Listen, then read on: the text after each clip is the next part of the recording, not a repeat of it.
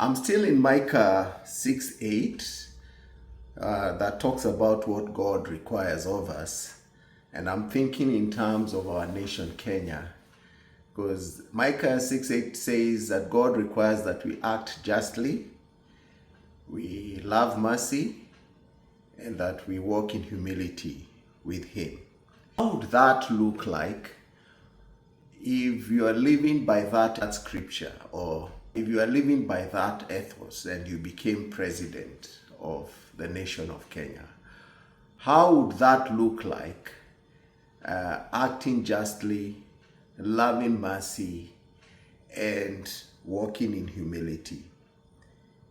Given that Kenya has 42 tribes and only two tribes have ascended to presidency, how would acting justly look like as the head of state, as the president of the nation?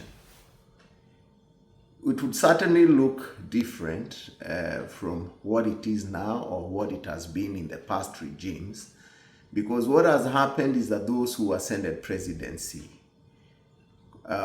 gave and appointed members of their tribes into key positions. Was that acting justly, given that you are leading a nation of 42 tribes? In the past regime before devolution in 2010, resources were directed to regions that covered the president's tribe. So you saw what you call an even distribution of development. Is that acting justly?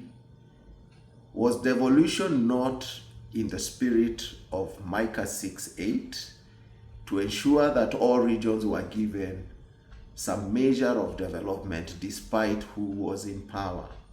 Why is it important to implement the 2010 Constitution?